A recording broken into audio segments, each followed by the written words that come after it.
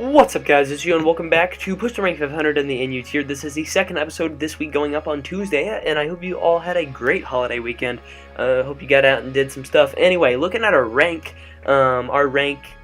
improved to 1,328. We went 1-0 last episode with the Kingler Crush team, and we need to get to 1,371 to get to the top 500 of the ladder. So let's quickly jump into a match and see what the ladder presents us with as people to face. So, as you guys remember last episode, we had a very, very close call. If he had flamethrower as opposed to overheat, we would have lost straight up. We would have lost because that overheat drop saved us from not being knocked out by okay, I'm gonna stop that sentence because it's just going nowhere fast. Anyway, looking at this guy's team, he likely has Steelix as a rock setter. It's either that or Curse Gyro Ball. I'm going to lead Crustle, though, in any situation, because Crustle gets up rocks versus his team, which actually really hurts it.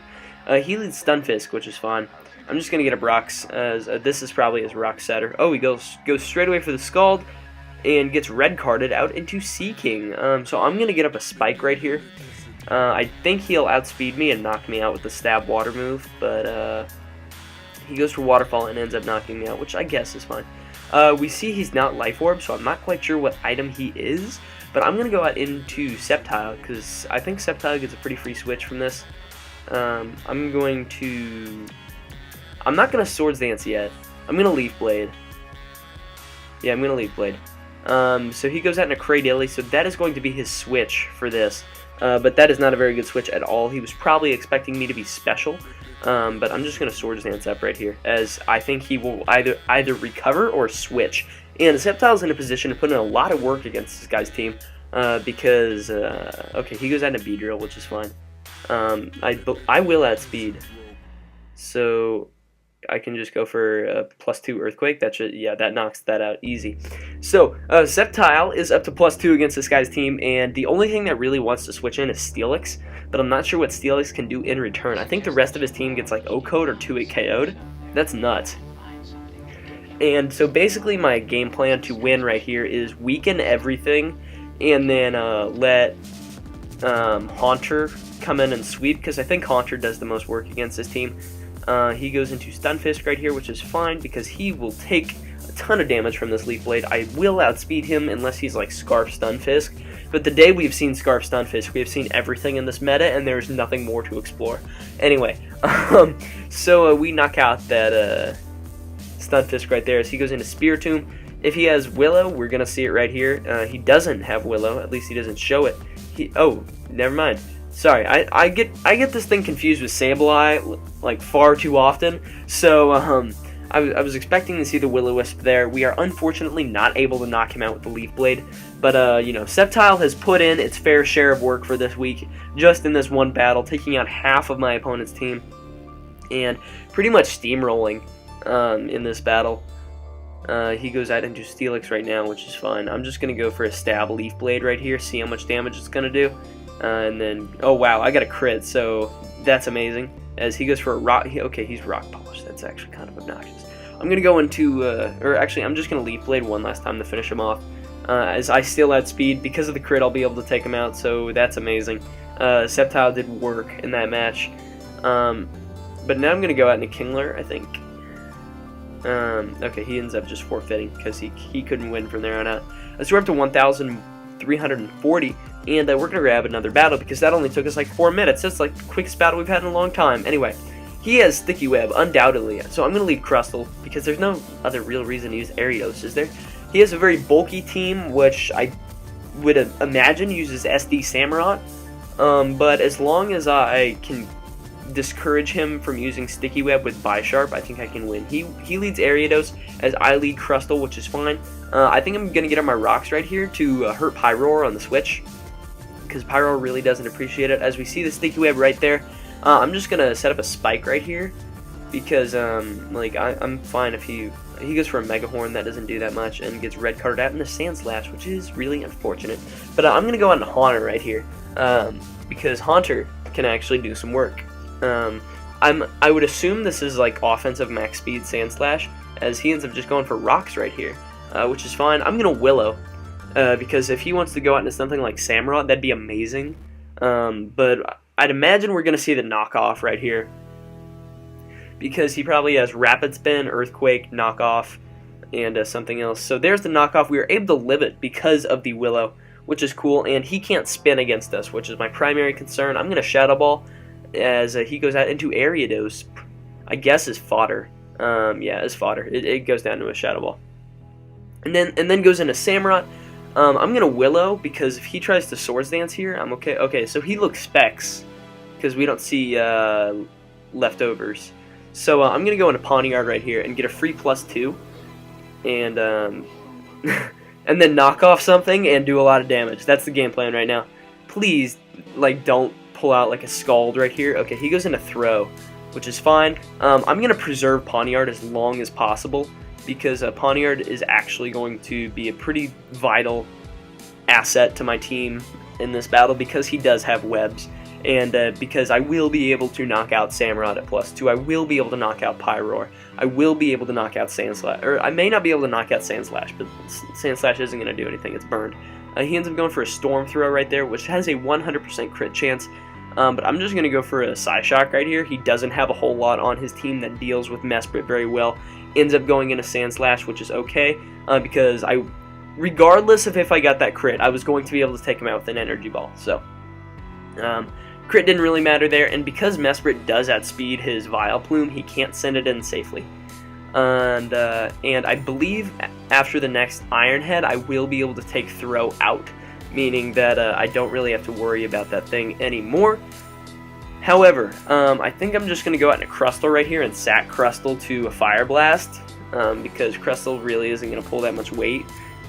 Yeah, he just ends up knocking me out with a neutral hit right there. So that is okay with me. I'm going to go to Pawniard right here, as he looks very Specs. He looks crazy Specs. I'm going to...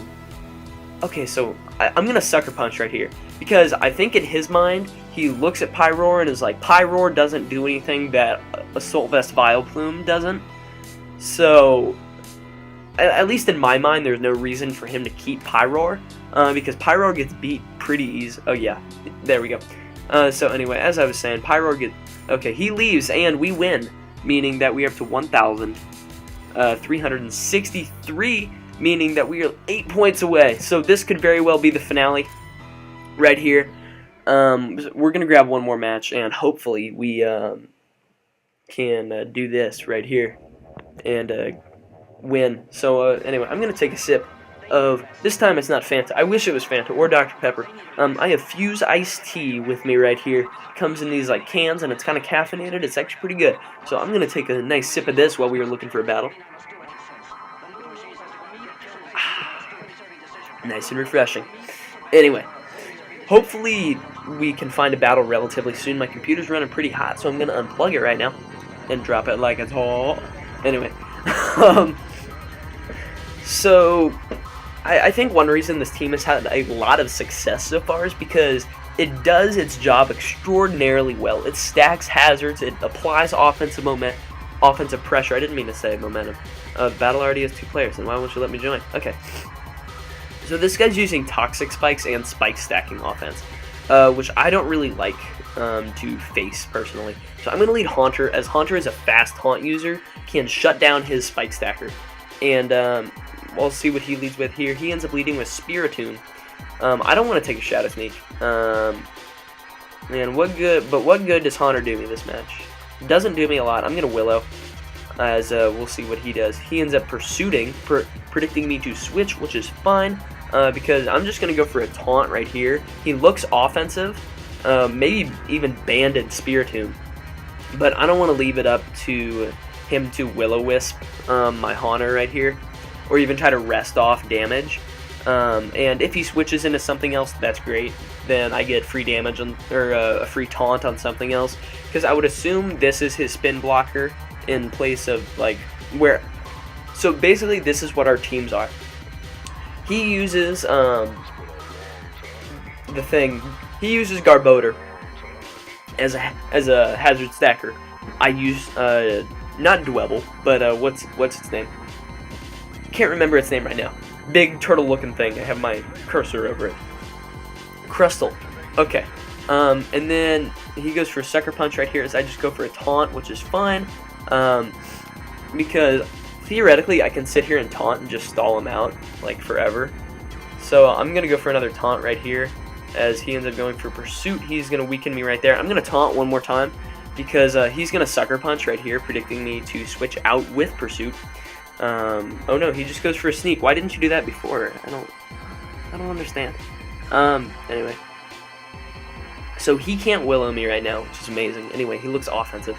So why would he Willow? I don't know, Gio. So I'm going... Oh, that's the flaw of Sceptile. I can't hit grass types. Okay, that's obnoxious. I'm going to go into Crustle right here and start stacking hazards, because I don't really see any reason not to. I get up my rocks essentially for free, because I don't think he's going to want to stay in here. He has Sucker Punch, he has Pursuit, he has Shadow Sneak, so he goes into Samurai Boy. I'm fine if he wants to Swords Dance up.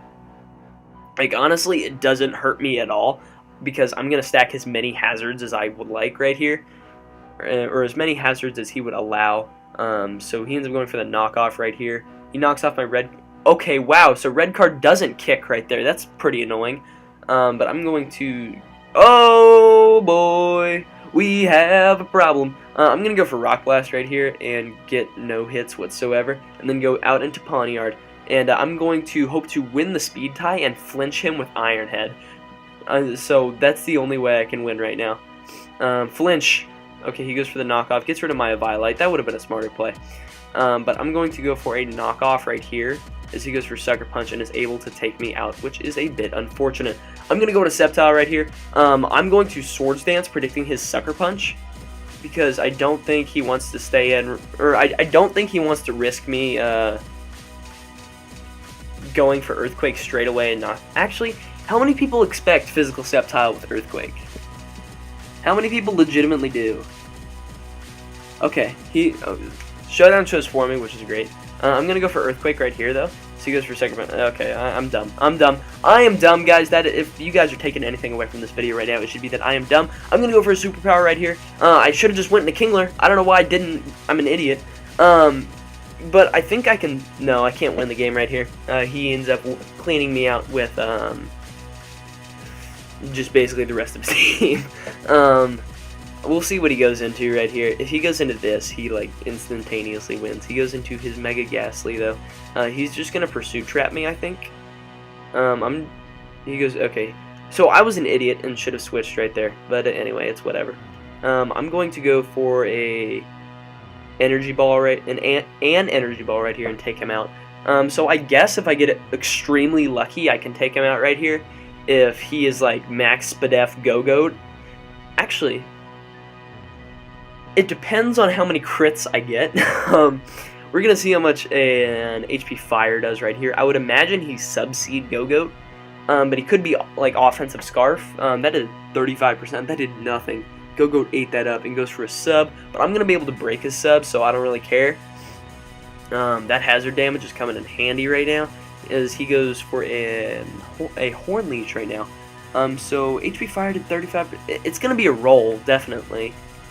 I'm actually going to calc this, because I want to win. Actually, I don't even think I can win right now.